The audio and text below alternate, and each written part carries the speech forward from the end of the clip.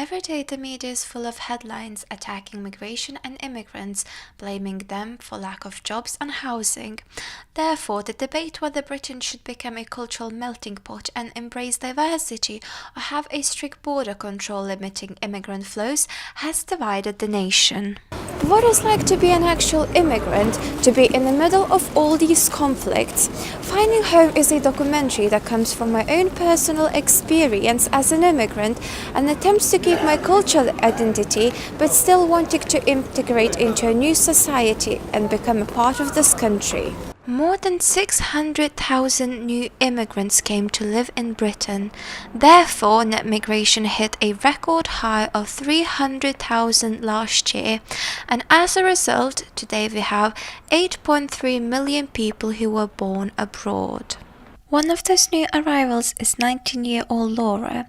I met her in a small one-room apartment where she opened up about what it was like to leave behind all her loved ones 3 months ago and her first impressions about the new country. Well, I've never before been surrounded with so many different people, so many different nations. So it was kind of weird at the beginning because I didn't know if I'm being rude to someone for saying something that I'm usually used to say or acting the way I act. So it was weird, but now I kind of got used to it. Have you experienced that you can't express fully yourself? Most of the time it's really difficult to express myself. When I want to say something, I want to join the discussion, but I don't know how to say it.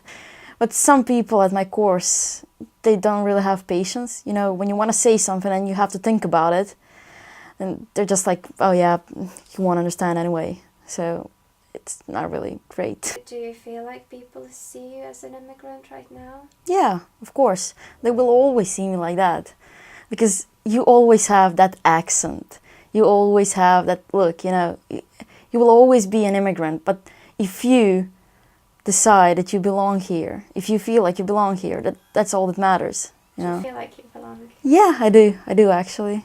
With the growing number of new arrivals in this country, immigrants are forming their own communities in order to keep their identity and culture alive.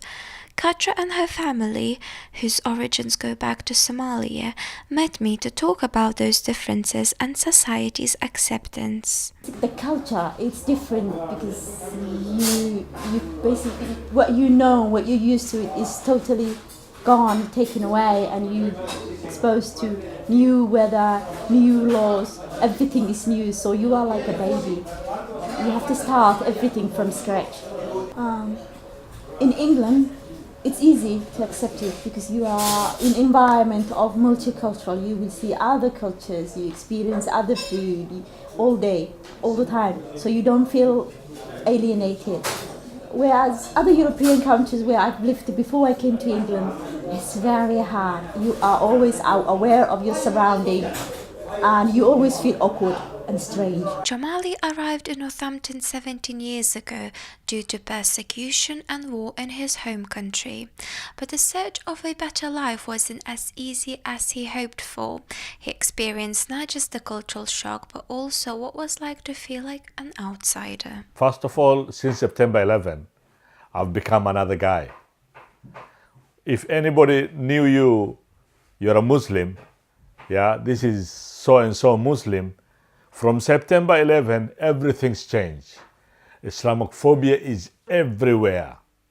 One day I was passing in Kettering and I find two young girls. One girl was being bullied with another group and tried to separate them. And they were telling me, some kids, I can say they're kids, but the word they were using, oh, you Al-Qaeda, you Paki, go back to your country, why are you interfering? And I say that you're bullying a young girl. Why am I care about her? It's because she's alone. I say, why are you bullying her? Yeah. And they started throwing me words and words and words, but I didn't care. Have you ever felt the need to give up your own Somali identity in order to integrate and become part of this country? That's the way people think is the right way. But me, myself, I don't think it's the right way. I can have my Somali identity, my Somali culture, but I can still become a British. And I can respect the value of the British people.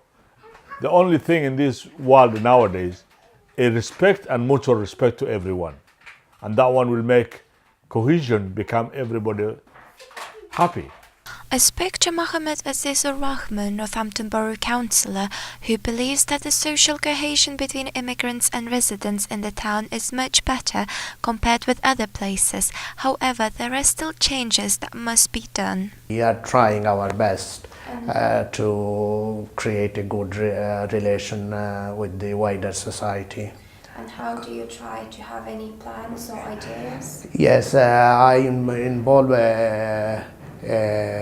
organization called Northampton Islamic Association, and we created this association 2009,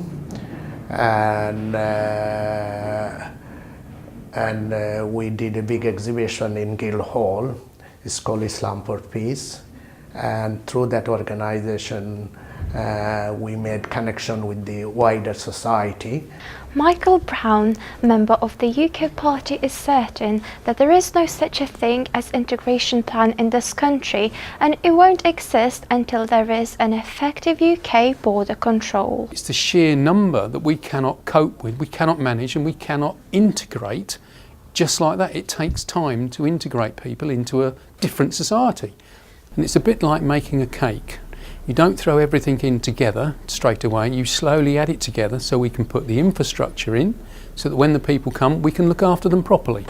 Tony Clark, member of the Green Party, believes that everything comes down to the personal experience and encourages residents to engage with immigrants in order to create better relationship with them. I think if people could learn to listen to themselves more in terms of their contact with the migrant population and ignore the politicians, ignore the media, ignore the newspapers, then perhaps we can look forward to better relations.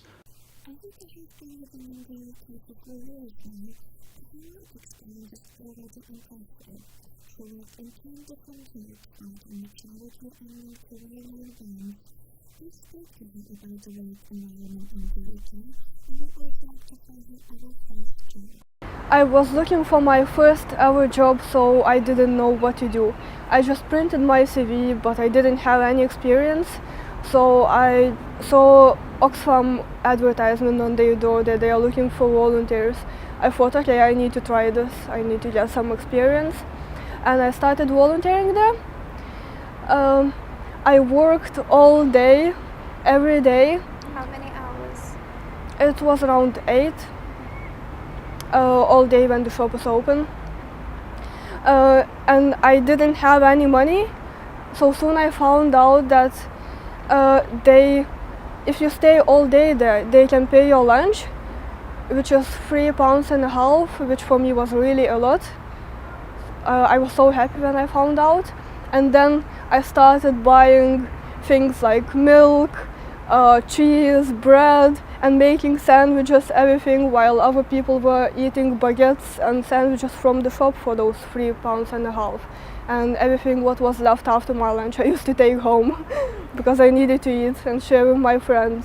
22-year-old Alveta told me that many young people, especially immigrants who have just come to a new country, tend to take any job as long as it's offered, even when the conditions and the wage are below average. I knew that £4 is illegal, and I complained to my manager, and she said that she only gets £5 an hour, even if she was promised to get 7, but because she knew those owners of the shop, they just said that they will pay 7, but actually they just paid 5. And she said that I shouldn't tell them anything, I shouldn't complain to them, because I can help problems then. They might even kill me, that's what she said. And after some time when I left the shop, maybe after 2 weeks, actually one of them was killed. After gathering all the interviews and investigating the topic, I found out that the UK still doesn't have a national framework on integration despite experiencing large-scale immigrant flows. Making this documentary, I've learned that the world is not going backwards, it's only going forward. People live, work and travel around the world. This is something that is happening in front of our eyes. So integration should be a two-way process, which is more than just assimilation to our way of thinking and being. It also means that there is room not just for shared norms and values, but there is also space provided for cultural diversity.